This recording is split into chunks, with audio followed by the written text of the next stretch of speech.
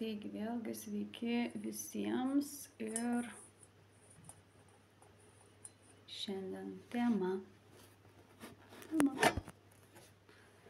apie pažintis. Ir esu jau dariusi tą temą iš esmės, bet šiandien šiek tiek daugiau norisi apie tai pakalbėti. Ir pakalbėti apie santykių suvokimą arba meilės suvokimą, vadinasi, kai kurių žmonių arba tam tikrų įvairių modelių, vadinasi, apie pačią meilę, kaip kai kurie žmonės supranta ir suvokia meilę. Yra labai įvairių žmonių, vadinasi, ne? Ir ta meilės supratimas, aš kalbėsiu šiek tiek taip netiesiogiai, bet duodama galbūt patiems žmonėms suvokti, iš kur ta meilės kalba tokia, arba jeigu susidurite su kitais žmonėmis, vadinasi, tai vėlgi tai bus būdas atpažinti, iš kur vis dėlto suvokiama tokia meilė, arba kodėl žmogus taip myli, galima sakyti. Meilių labai yra įvairių ir viena iš jų yra labai gera ta knyga, vadinasi tos 5 meilės kalbos, bet tai tiesiog tai yra išraiška, bet aš visada stengiuosi paaiškinti taip, kad žmogus bent jau maždaug įsivaizduotų, kodėl žmogus taip myli arba kodėl meilėje kažkaip tai vienaip ar kitaip elgiasi. Vieniems ta meilės išraiška gali būti nesuvokiama ir nesuprantama, kitam gali būti tai visiškai natūralu ir normalu. Šiek tiek taip paimsiu psichologinio aspekto ir paaiškinsiu tai, kad visos mūsų kažkokios tai būdai, savybės arba mūsų reakcijos arba mūsų projekcijos kažkokios yra ne vienas, ta prasme, nieko kito, kaip iš esmės ateinantis modeliai iš vaikystės. Vaikystės tai tada, kada mes matėme, kaip tėvai tarpusavėje komunikavo, ne? Tarkime, kaip jie vienas su kitu komunikavo meilėje, kaip jie vienas kitam reiškia meilę. Ir tai yra labai svarbus momentas atkreipti į tai dėmesį, vadinasi, prisiminti, kaip, tarkime, tėvai komunikavo tarpusavyje, kaip būdami maži, vadinasi, buvo matoma ta meilės išraiška. Tarkime, elementarus pavyzdys. Jeigu tėtis dovanodavo mamai gėles, rūpinosi mama arba buvo dėmesingas jai, o mama atliko tam tikrus ritualus, galima sakyti, moteriškus ritualus, kurie yra kalba apie maisto gaminimą, ruošą, apie namų tvarkymą, apie dar kažkokius kitus momentus, savaime suprantama, kad vaikai tai matydami, jie perima tuos modelius. Ir vėliau jie atkartoja savo tėvus. Vaikai iš esmės yra tokia savybė, kur jiems tėvai kaip dievai ir jie iš ko jie mokosi, kaip komunikuoti, jie mokosi iš savo tėvų. Tarkime, jeigu tėtis mamai dovanoja gėles, savaime suprantama, vaikas jisai irgi lygiai tą patį atlieka veiksmą, irgi lygiai taip pat dovanoja gėles. Įvyksta kartais priešingas variantas, tarkime, jeigu tėtis su mama kažkaip tai elgėsi netinkamai vaiko atžvilgiu, ne, tai vaikas arba kartoja tą pačią situaciją, arba kartais jisai elgėsi skirtingai nei tėtis, su viena pagrindinė mintimi, kad aš nebūsiu toks kaip tėtis. Na, tarkime, ne, vaikas savo gali žmogus kažkada tai taip nuspręsti. Ir atėjus kažkuriam tai momentui ir laikui, aš visada kalbu į tai, kad ateina laikas priimti savo tėvą toks, koks jisai buvo. Priimti tai reiškia ne tai, kad sakyti aš priimu, o kažkokiu tai būdu, kažkokiomis saviugdos kelionėje buvimu išjausti tą momentą.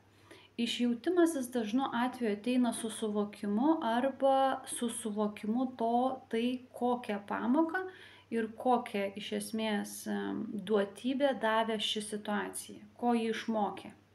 Ir dažniausiai tos pamokos arba tas išmokimas, jisai būna netiesioginis, kad, tu elgiesi lygiai taip pat arba elgiesi priešingai.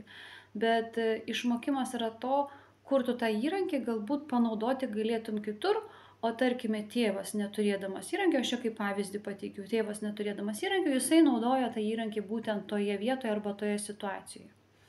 Aš dažnai kalbu į tai, kad kiekvienas įrankis yra arba kiekviena programa yra reikalinga tik tai yra jos vieta, laikas ir kiekis. Bet tai yra esminis dalykas. Jeigu tai buvo kažkokia tai tuo metu tam tikram amžiui matyta situacija buvo suvokta taip, vadinasi, ūgtelėjus, užaugus, supratus, kad būtent tas modelis jisai neša kažkokioj tai kitoj vietoj teigiamų rezultatų ir ugdo ir augina, tada tokiu atveju įvyksta padėka. Kai aš kalbu apie padėką ir tą priėmimą, aš priimu, tarkime, nežinau, ten tėvus tokie, kokie jie buvo ir panašiai. Būna žmonės kalba, ne, kaip afirmacija, kaip kažkokia tai mantra. Ar tai veiksminga? Mano kelionėje asmeniškai buvo veiksminga afirmacija tais atvejais, kai ji yra taikoma su konsultacija. Tarkime, konsultacija įvyksta suvokimas ir pačiai pabaigai atitinkama afirmacija pritaikoma tam, kad žmogus jau galutinai transformuotų savo kažkokią tai patirtį, galima sakyti taip. Visi tokie žodžiai, kalbėjimai arba kalbėti kažką tai, ne, tarkime, aš dėkoju ten kažkam tai, aš dėkoju ten kažkam tai kažką tai. Mano atžvilgiu, aš mėginau, tarkime, šitas mantras kalbėti, man neveikė. Neveikė tais atvejais, kol aš buvau pati pirmiausia nepasiruošusi. Antras momentas, aš supratau, kad padėka ateina tais atvejais, kada įvyksta tos situacijos suvokimas. Vadinasi, ta situacija, kuri atrodo, kad yra nepriimta, kada ji įvyksta priimta, ta situacija, tais atvejais, kada supranti, kur tie įrankiai yra naudojami ir kam yra naudojami, ir tada supranti, kad ten, kur matai kažkur tai kažkokią tai situaciją, vadinasi, žmogus turėjo tuos įrankius ir vadinasi, tokiu būdu jis save išreiškia tam tikroje vietoje. Ir kada įvyksta suvokimas, kad tuos pačius įrankius galima panaudoti kažkokios tai kitose situacijose, tiesiog žmogus galbūt tik tai toj situacijai tuos įrankius naudoja dėl savo socialinės kažkokios padėties arba išsilavinimo, gali daug variantų būti, aš nesigilinu į tuos žmonės, kurie praeitį, bet daugiau gilinusi į šiandien būtent, kas yra. Tas pats ir 5 ar ten kažkiek tų meilės kalbų lygiai, ta pati situacija. Vadinasi, situacija yra ta, kad gebėjimas išreikšti meilės kalbą dažnu atveju ateina iš mūsų matytų patirčių. Ir matytosios patirtis jos yra vienareikšmiškai tokios, kokios mes matėme kažkada tai vaikystėje. Ir jeigu tėvas mamą mylėjo kažkaip tai vadinasi ir mumise tos pačios programos jos egzistuoja. Tik tai tiek, kad mes pradedame arba tai pastebėti ir tuo pat metu suvokti, kad taip vyksta ir tiesiog tuo pat metu prabusti, kad tai kartoja, kažkokia situacija kartojasi. Ir tuo pat metu ne tai, kad priešingai, kada aš sakau elgtis priešingai, tai žmogus taip su tokia labai stipria gali elgtis priešingai, kaip vos neužpykęs kažkaip. Tai ne, tu tiesiog suvoki, kas vyksta, kad tai kažkoks tai modelis yra ir tu tiesiog atitinkamai situacijoje reaguoji kažkaip tai kitaip. Supranti, kad tarkime, čia ta kažkokia situacija kartojasi ir tu atitinkamai kažkaip tai kitaip reaguoji. Tai visi šitie modeliai asmeniškai jie ateina iš mūsų vaikystės ir kitas dalykas, tai gali įtakoti vėliau socialinis gyvenimas. Socialinis gyvenimas vadinasi, paimkime dabar mes senus laikus ir paimkime telefonus, ne?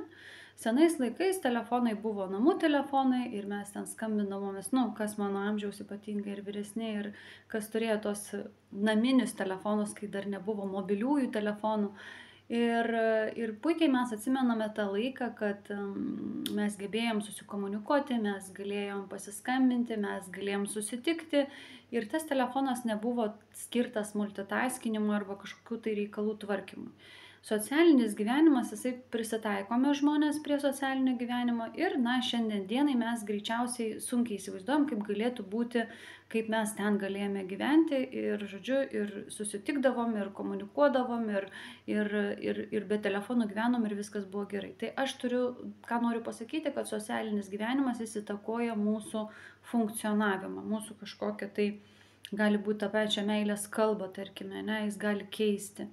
Ir keisti tais atvejais tada, kada mes įsisukam į kažkokių tai žmonių ratą ir kurie būtent tą meilės kalbą išreiškia kažkokiu tai kitokiu būdu, vadinasi. Ir savaime suprantama, mumise irgi gali aktualizuotis kažkokie tai nauji modeliai, nauji, mes pradedame sekti kažkokiu tai kitokiu pavyzdžiu. Kaip mes vaikystėje sekame tėvų pavyzdžių, taip vėliau socialiniam gyvenime mes galime pradėti sekti kažkokiu tai kitų pavyzdžių. Ne? Mes matome, suprantame, bet mes kažkaip tai atitinkamose vietose elgiamės kažkaip tai tam tikrų modelių ir mes sekame kitų pavyzdžių. Tas pats ir meilės kalbomis kalbant. Ne? Tarkime, jeigu mes matome, kad ten draugų aplinkoje žmonės susitinka, komunikuoja, ar ten vyras ten gėles dovanoja moteriai, moteris ten irgi atsidėkoja kažkaip tai vyrui ir ta prasme, ir matydami mes va šitą modelį, mes savaime suprantama pradedame kažkaip tai elgtis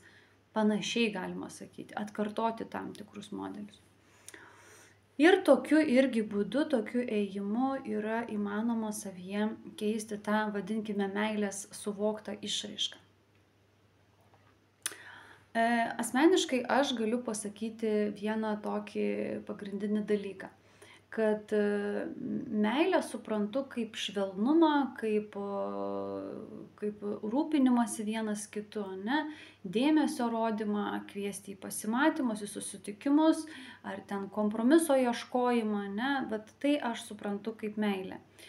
Pokalbis, diskusija kažkokia gali būti, diskusija tai turiu omeny ne dėl kažkokios tai ten, kažkokia tai tiesiai žvelgt, bet tiesiog komunikacija kažkokia, tai išgirdimas kito žmogaus noro ir poreikių, pažindinimasis vienas su kitu. Aš taip suprantu meilę, tai yra mano kaip dėmesys, mano suvokimas į meilę. Mat, tai yra vienas tokių, ir dar aš suprantu meilę, kaip žmonės komunikuoja vienas su kitu, kai jie susitinka, jie yra dviese. Jeigu jie kažkokių tai reikalų nėra atsidėję, tada reikalų susitvarko ir tada tik tai žmonės du susitinka vienas su kitu būti.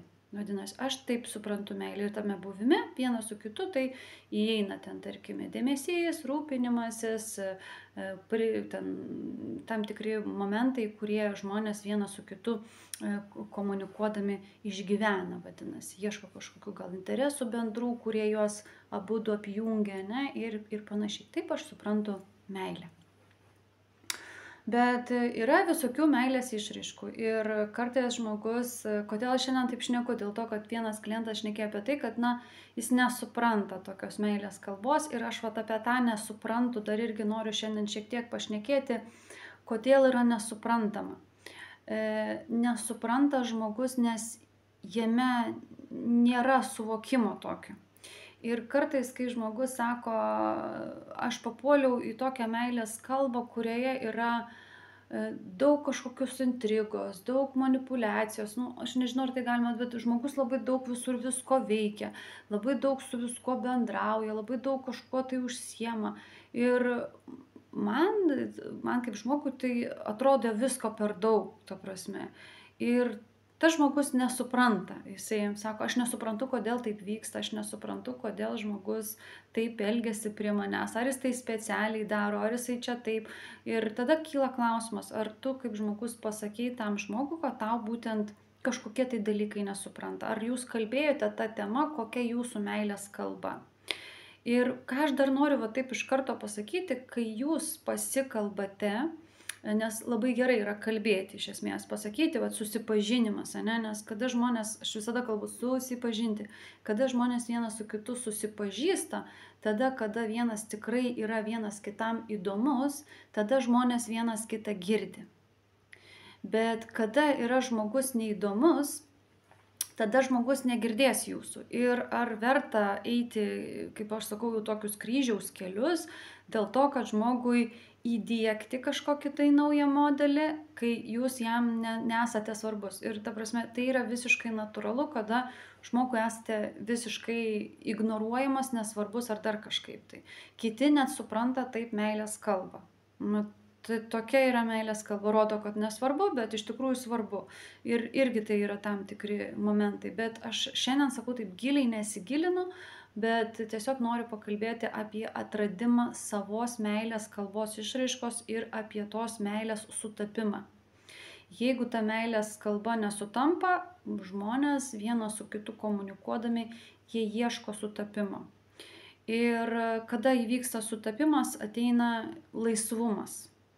Tada yra flow viskas. Ta prasme, žmonės vienas į kitą atsisuka ir tai tampa natūralu, be jokio, kaip čia tai pasakyti, be jokios vidinės kovos, be jokio apskritai. Meilė tai ir jinai ir yra apie tai, kada žmonėms vienam su kitu yra gera būti. Vat tai ir yra momentas ir kiekvienas ieško tos, vat būtent to momento.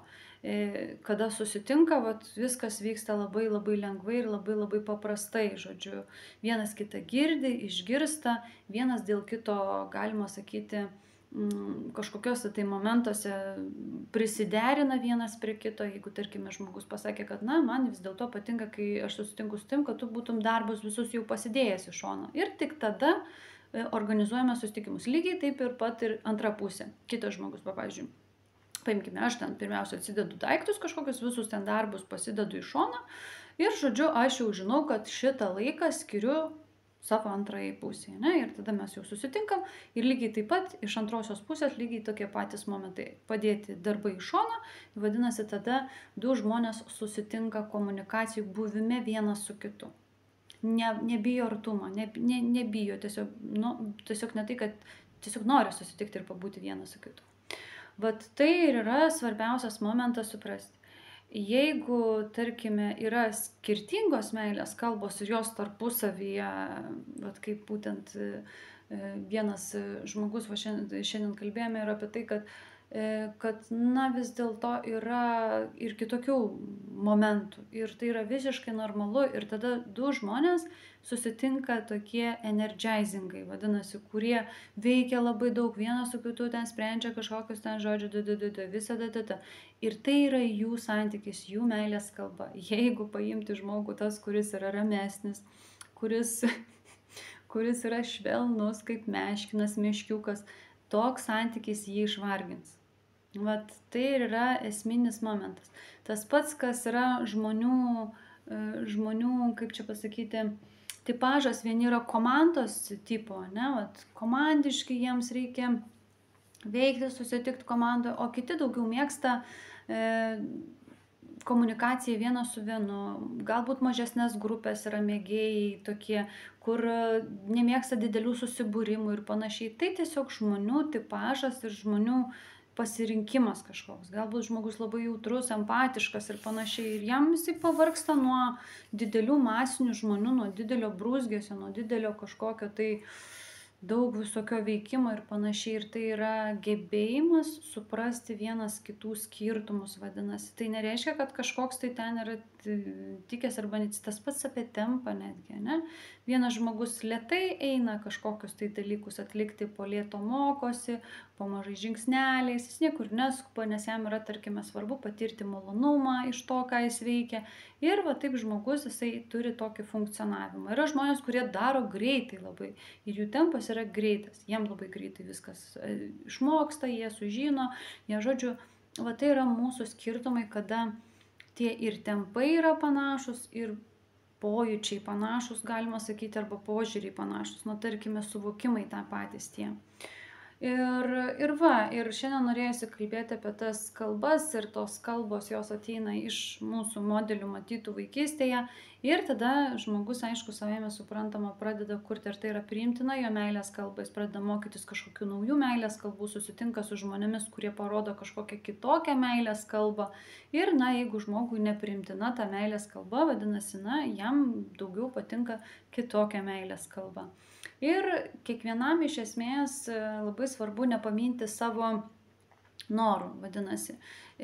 Santykiuose apskritai turi būti realizuojami ir vieno žmogaus norai, ir kito žmogaus norai. To reikėtų tą momentą savyje atpažinti tą tokį, kad, na, vis dėlto tie vidiniai norai, tai taip pat turi būti realizuojami. Vadinasi, jeigu žmogui patinka dėmesys, rūpestis ir jisai būtent supranta palei tai, vadinasi, kitas žmogus, dėl to žmogus irgi turėtų realizuoti tos norus. Kaip ir ta pusė dėl kitos irgi lygiai taip pat realizuoja kažkokius tai norus. Tada įvyksta santykis ir komunikacija graži ir nei viena, nei kita pusė kažkaip tai nelieka nuskriausta ar ten dar kažkaip tai. Tai va, tai šiandien norėjosi daugiau kalbėti apie tai ir iš esmės būtų praktika taip savo pačiam, vadinasi, atsisėsti ir susirašyti ant popieriaus lapo, kas iš esmės yra svarbu jūsų meilės kalba. Kas jums yra svarbiausi momentai, vadinasi, ne tai, ką gauti, na, tarkime, tarkime, bet kas jums patinka, kas jums suteikia džiaugsmo. Kokie momentai suteikia džiaugsmo. Vat tos momentus pasirašyti ant popieriaus lapo, vadinasi, kai jums kažkas kažką tai atlieka arba kažkaip tai, kas jums suteikia apskritai džiaugsmo, tai yra jūsų meilės kalba. Visa tai, kas jūs liūdina, tai nėra jūsų meilės kalba, tai yra momentai, kurie jums neatneša meilės. Ir savaime suprantama, kada tu žmonės vienas kitam jaučia teigiamus jausmus, jie vienas kitą džiuginti nori. Na, tai tiesiog yra natūralu ir tiesiog tu nesielgtum kažkaip tai kitaip, kad žmogų savo tą, kurį myli, liūdintum. Ir iš esmės tai dar viena yra meilės kalba, kur painiojama yra šitie momentai, meilė su kitais jausmais. Tai būna, bet čia labai toksai modelis, apie kurį aš nenoriu šiandien labai gilintis ir kalbėti. Tai va, tai daugiau aš, meilė ir yra tada, kada mes vienas kitam darome tai, kad kitam žmogui būtų džiaugsminga. Na, džiaugtųsi žmogus. Ir kada tu džiaugiesi, jeigu tu tikrai myli tą žmogų, tu irgi džiaugiesi. Tu nori gero daryti kažką tai. Ir lygiai taip pat kitas žmogus, jisai nori kažkokius tai momentus daryti tuos, kurie tave pradžiugintų, matytų tave laimingą ir tu jį matytum laimingą. Tai čia yra, tai yra meilė. Tai yra meilė. Kokie tie momentai? Tai aš kaip minėjau, bandykite susirašyti, kas ant popieriaus lapo, tai bus pažinimas savęs ir pabuvimas su savimi ir tiesiog išsirašymas ant popieriaus lapo, kas jums iš esmės yra svarbu. Santykiuose, vadinasi, kokie momentai jums yra patys svarbiausi. Kitas momentas, ar rašyti tos, kurios nepatinka, aš nesiūlyčiau šiandien, daugiau siūlyčiau rašyti tos teigiamuosius. Vadinasi, tie teigiamieji dalykai, kurie jums atneša džiaugsmo, bet džiaugsmo būnant kažkaip tai kartu ir komunikacijoje, vadinasi, kas jums patinka. Ir tai iš esmės irgi tam tikri momentai, atkreipsite dėmesį, kad jie atkeliauja iš vaikystės kažkur tai, kaip suvokiama ta meilės išraiška. Ir tai bus daugiau pažinimas savęs. Ir kada einama yra į susitikimus ir pasimatymus, tai pirmas dalykas, pažintiniai dalykai, tie momentai, jie yra labai ypatingai svarbus, kad nevyktų nesusipratimų, nes nesusipratimas įvyksta tada, kada žmogus netgi sako, aš nesuprantu. Ir nesuprantu irgi dažnu atveju ateina iš to, kad jūs nesusipažinote. Jūs neturėjote pokalbio, jūs vienas kito neklausėte. Ir tada savaime suprantama, kad vienas žmogus gali funkcionuoti vienaip ir jisai tiesiog atrodo jam tai normalu, o kitas žmogus funkcionuoja visiškai kitaip. Ir tada vyksta toksai aš nesuprantu. Tai kad tas nebūtų nesuprantu, labai pravartu pirmuosiuose susitikimuose, pokalbiuose arba pažinties metu grynintis, kaip kas supranta tam tikrus modelius. Tam tikrą, pavyzdžiui, meilės išraišką, kas yra svarbu žmogui santykyje. Jeigu žmogus yra su savimi draugaujantis, galima sakyti, arba su savimi besidomintis, save išsigryninęs kažkokias tai momentuose, jam šie klausimai nebus svetimi. Na, tarkime, jis galės labai lengvai į tuos klausimus atsakyti. Tas, kuris negalės atsakyti į klausimą arba iš vis nenorės, nes būna žmogus nenori atsakyti, na, tai bus supratimas, kad tiesiog žmogus nėra pasiruošęs kažkokiems tai tokiems klausimams. Kitas momentas gali būti, uždavę tam tikrą klausimą, žmogus pats susimastys, nes niekada nebuvo galbūt tokio klausimo gavęs ir tai jam bus puikia proga pasigilinti į tai, na, tarkime, o iš tikrųjų, kas man yra svarbu, ne, santykiai, kažkaip tai čia niekada to nepagalvojau, niekada apie tai nepamąsčiau ir dabar man puikia proga, bendraujant netgi su žmogumi ar su tavim, tarkime, susipažinti, pažinti save iš esmės, kas yra svarbu santykyje. Tai va, tai dauguma dalykų arba dauguma nesusipratimo išnyksta tais atvejais, kada yra pokalbiai. Ir pažintis tai yra pirmas dalykas, kai kalba du žmonės ir jie bando vienas kitą pažinti. Be jokių ten, kaip čia pasakyti, be jokių ten ieškojimų, kad tu kažkoks ten galbūt netoks. Apskritai kiekvienas žmogus toks, koks jis yra, jis toks ir yra. Tik tai esminis dalykas atrasti žmogų tas, kuris, panašiai kažkur tai mąsto arba sutampa jūsų tos meilės kalbos kažkaip tai, arba požiūrė, arba paieškos kažkokia, tai, ko ieškote, su kažko susipažįstate, tie momentai. Dar ką iš esmės šiandien norėjau pakalbėti apie tai, kad, negyvenkite svajonėse ir iliuzijose. Vienintelis dalykas, kas nutinka, tai kad iliuzija išsiblaškytų, ta prasme, kad iliuzija išnyktų, tai yra irgi pokalbis. Kada vyksta pokalbis, iliuzija išnyksta. Nes iliuzija jinai egzistuoja tol, kol jūs nepažįstate. Ir iliuzija jinai gali būti tais atvejais, kai jūs svajojate, kai jūs prisigalvojate iš anksto kažką tai, arba norėtumėt, kad tai būtų. Tai yra iliuzija. Ir iliuzija, jinai išgaruoja, kaip ir minėjau, tais atvejais, kada jūs su ta iliuzija susitinkat, vadinasi savo iliuziją, ne? Ir jūs pradedate kalbėtis. Ir kada jūs pradedate kalbėtis, klausti, kas ko užsiema, koks požiūris, ką veikia gyvenime, kokie pomėgiai, hobiai, požiūriai, ko domisi, tada iliuzija išgaruoja. Dėl to, kad tada yra momentas, jūs pasižiūrite žmogui tiesiai akis. Ne iš anksto sukurta kažkokią tai scenarijų, bet jūs scenarijus visus paliekat namuose, tarkim, galima ateiti su tais scenarijais, bet tik tai gebėjimas su žmogumi kalbėti, iš esmės iliuzija subyra. Ir šitoje vietoje, kada iliuzija subyra, nereikia nusiminti. Nes būna taip, kada žmogui subyra iliuzija, jis nusimena, nes iš esmės tai buvo jo svajonė, jo iliuzija ir panašiai, bet tai yra iliuzija. Ir būdas iliuzijai subirėti, tai yra gebėjimas pasižiūrėti tiesiai į akis, vadinasi, ne? Sėdi, kalbi ir pažindiniesi ir tada supranti, kad apie tą žmogų gal buvai iliuziją kažkokią susikūręs. Tas žmogus tiesiog su jumis gali atvirai pasišnekėti ar papasakoti apie save kažkiek tai tam tikrų dalykų, kiek žmogui eina pasipasakoti ir iliuzija gali subirėti.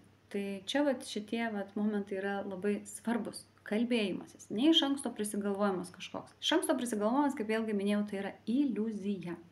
Iliuzija.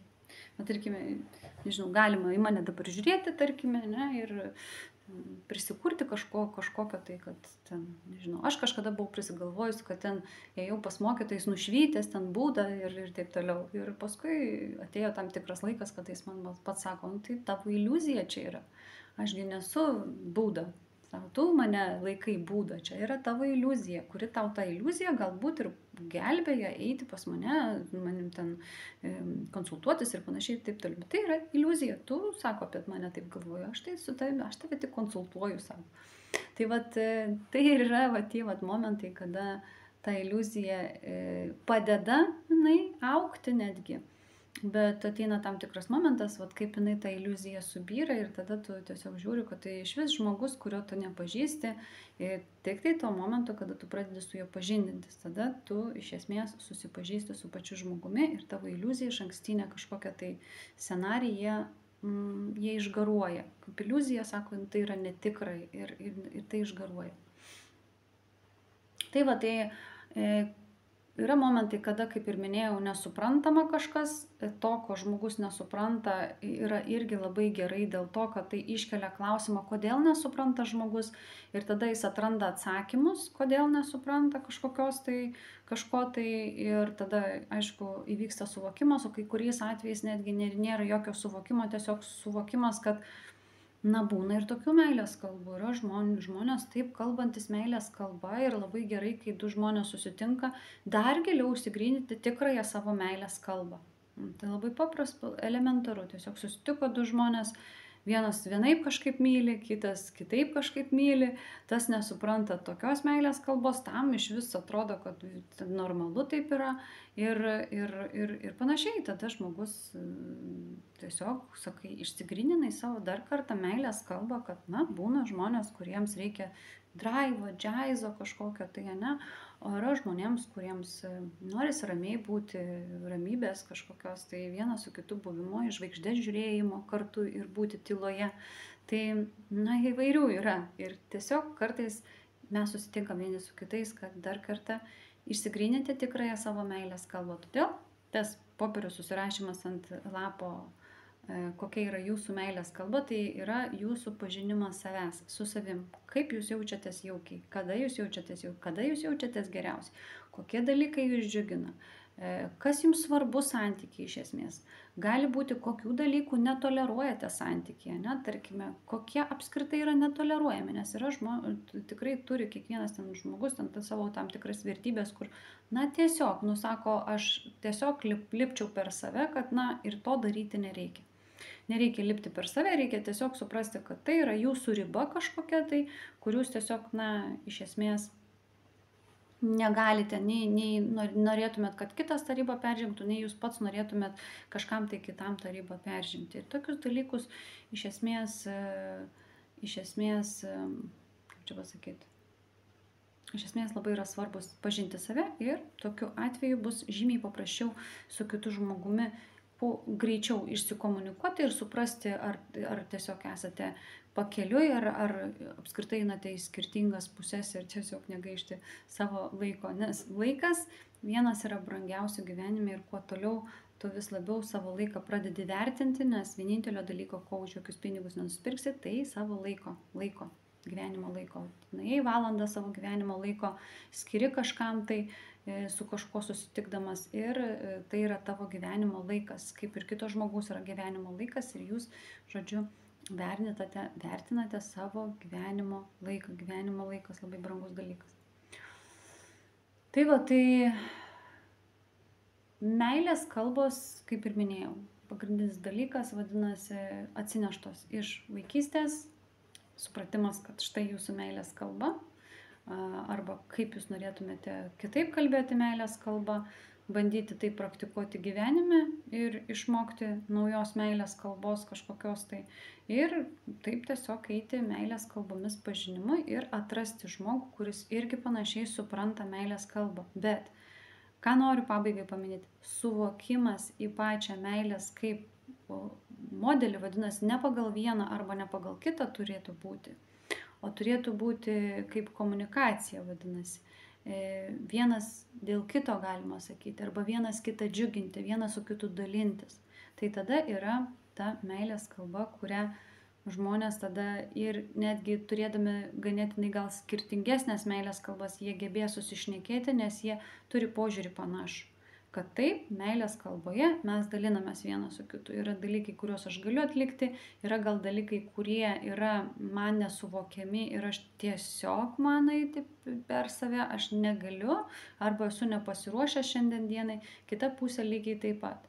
Bet pirmiausia, turite būti sąžiningi patys su savimi, o kitas žmogus turėtų suprasti jūsų pasiruošimą arba negalėjimą eiti kažkur tai, ne? Taip pat ir sąmoningumo kelionėje. Iškylantis klausimai, jie ateina natūraliai. Žmogus turi būti pasiruošęs eiti kažkokį tai etapą. Tai va čia ir tas pats yra ir su asmenybės vidumi, vadinasi. Kai jaučiama yra, kad viduje yra visiškas pasipriešinimas, vadinasi, jums nelaikas. Nu, tarkime, ne dabar, ne šiandien, ne po savaitės, galbūt po mėnesio ir panašiai. Bet šiaip kiekvienas momentas turi būti pasiruošimas. Tas pats, kas meditacijai, ne? Bet žmonės ten gyvena vienokį gyvenimą ir tada ateina kažkoks tai momentas, kada žmogus eina pradėti medituoti. Ir būna taip, kad žmogus net neklausia, kodėl. Ir jisai tiesiog sako, kažkaip tai, va, tiesiog aš įėjau tą kažkokį tai žmonių būrį, žmonės pradėjo suktis gal aplinkui medituojantis, ne, ir kažkaip natūraliai aš pradėjau vaikščioti, eiti ir man ten atradau savo meditaciją. Ir panašiai. Tai vat, čia va šitie vat esminiai dalykai, kuriuos šiandien noriu kalbėti, kad kad vat būtent iš esmės meditacija arba tam tikri kiti dalykai ateina natūraliai. Todėl meilėje yra, mano suvokimu, meilė yra tada, kada tu supranti va šitą, vat, kaip čia įsireikšti, supranti to kito žmogaus laiką ir pasiruošimą. Ir tu gerbi tai, tai tiesiog tu tai priimi, kad žmogus dar nėra pasiruošęs arba jam tai yra šiandien riba. Ir tada įvyksta supratingumas vienas kito atžvilgiu. Ir tai vat, svarbus momentai, kalbant apie meilės kalbą arba apie santykiuose kažkokius tam tikrus momentus. Tas pats tempas. Labai atkreipkite į savo tempą dėmesį. Netgi gatvėje eidami galite atkreipti dėmesį, kaip vienas žmogus greitai eina, ne, o kitas žmogus eina lėtai. Ir tai yra tempas. Tai yra vienas turi tokį tempą, kitas turi tokį tempą ir greičiausiai tas, kuris turi lėtesnį tempą ir šalia būtų tas, kuris jį už rankos griebtų ir vestų palei savo tempą, tas, kuris turi lėtesnį tempą, jis pavargtų. Tai va čia vat ir santykyje lygiai tas pats. Kada tu žmonės juda panašiai, eina panašiu tempu, vienas galbūt kažkokiu tai momentu greičiau prajuda, tada tą biškį patempia, kitas galbūt kitoj vietoj pratempia, ne? Ir vat taip vyksta. O jeigu, tarkime, du žmonės, vienas visada turi tik tai vieną tempą, o kitas turi lėtesnį tempą, tai tampa arba prisiderinimas ir tada reikia stebėti vienas kitam, ar tas prisiderinimas neapsunkina tos pusės ir tos pusės, ar tai nėra tiems dviem žmonėms per sudėtinga. Ir jeigu tai yra per sudėtinga, geriau jau tada suprasti, kad tai yra tiesiog skirtumai ir tokiam santykiui ilgainiui bėgant jūs pavargsite. Tiesiog vyks pavargimas. Dėl to vienas juda labai greitai, šauna, jam ten reikia daryti visko, o kitas, jeigu lėtesnis, tai jau geriau tada arba panašaus greitumo susirasti, arba šiek tiek greitesnį, arba, tarkime, tam kažkiek greičiau pabūt, bet, tada vyksta ne sinergija, o vyksta tada balansiškai taip pat greičiau, bet biškai vėl tada prisitaikote, vėl taip yra tada gyvenimas, žmogus tada patiria kažkokį tai gyvenimą. Tai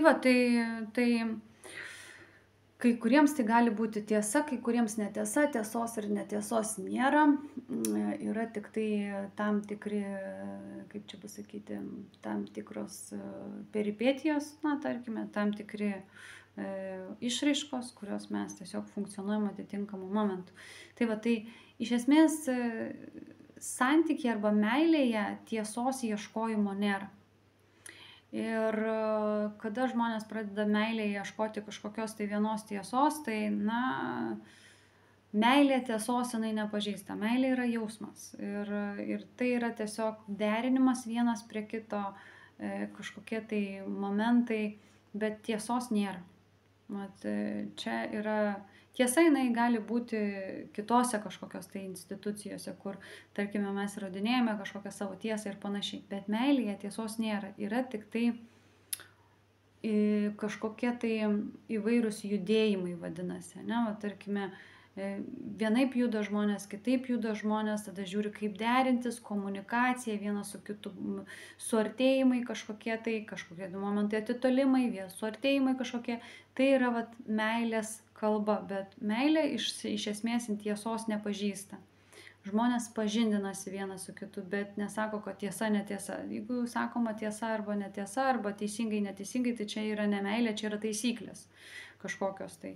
Tai nepainiokite meilės su taisyklėmis. Meilė yra jausmas. Jausmas neturi taisyklių. Tarkime, ar turi džiaugsmas taisyklę? Neturi. Tai tą aš ir norėjau pasakyti, kad emocijos taisyklės neturi. Tai yra energija, tai yra emocija ir jinai nėra, kad turi judėti kairę arba į dešinę. Nėra. Yra tik tai emocijai pasiekti yra kažkokie tai tam tikri būdai ir tam tikri momentai, kuomet mes vieni su kitais komunikuodami, atrandame bendrumų, atrandame kažkokių tam tikrų dalykų ir taip patiria, tai džiugina, sinergizuoja arba, galima sakyti, atneša kažkokio tai pakylėjimo, pozityvo kažkokio, kur žmogus jaučiasi laimingas. Gerai veikia tą žmogų tie momentai. Tai ir yra iš esmės tinkami meilės modeliai. Vadinasi, tai žmogų džiugina. Bet jeigu tai žmogų liūdina, nes yra kas mus liūdina, kas mus džiugina ir tai yra visiškai natūralu, ačiū Dievo, nesam robotai kažkokie tai ir turime jausmus. Tai va, tai aš ir linkiu tada atrasti visiems. Tas linkiu, tai čia tiesiog kai kuriems nepatinka, kai linki. Tai aš tada tiesiog sakau, kad meilės kalba, tai va, tai yra svarbus momentai, kada santykyje pradedate kalbėti apie tokius dalykus ir jau nuo pat pirmų pažinties dienų išsigryninti šitos momentus, kad va, na, kaip žmogus suvokia, ar jūsų bendras suvokimas į tam tikrą dalyką yra panašus. Tai va, jeigu, aišku, žmogus neatsako jums į klausimus arba, na, tai vadinasi, galbūt tik paviršutiniškas santykis. Ir jeigu žmogų domina paviršutiniški santykiai, jeigu du žmonės susitinka su noru paviršutiniškų santykių, tada viskas labai gerai. Bet jeigu žmogui yra svarbu ryšys, artumas, gilesnis ryšys, tada, na, su paviršutinišku žmogumi bus sudėtinga, jūs neturėsite kažkokio tai gilaus ryšio ir santykių. Tai tą yra labai svarbu išsigryninti, ar jūs esate gilumo žmogus, jums svarbu ryšys, ar jums reikia paviršutiniško. Tai šiuos modelius, iš esmės, arba šiuos momentus, tai labai pravartu išsirašyti ant popieriaus lapo, vadinasi, išsirašyti, kas džiugina jūs, kokią meilę, ko norėtumėt, kaip norėtumėt netgi, kad būtų, ne, galima žiūrėti netgi taip, išsidėlioti, kaip norėtumėt tą meilės kalbą atrasti kokį žmogų, ne. Ir tai irgi yra jūsų norai, išlaisvinti tos norus, irgi tai yra labai svarbu. Ir tiesiog daugiau pažindinti su savimi ir tada bus žymiai paprasčiau su kitu pažindintis ir kalbėti apie tuos dalykus, kas jums yra svarbu, kaip jūs suprantate ir suvokiate būtent pačią meilės kalbą. Tai va, tai kas yra svarbu, va, kokios ribos, ko netoleruojate. Ir tiesiog va, tai yra jūsų asmeninis momentas, kuris žmogus ateidamas į šitą santykį, išgirdęs jūs, jisai tiesiog supras, su kuo jisai kalbasi, nu, tarkime, apie ką jūs esate ir panašiai. Tai šiandien tiek, tada iki susitikimų. Iki.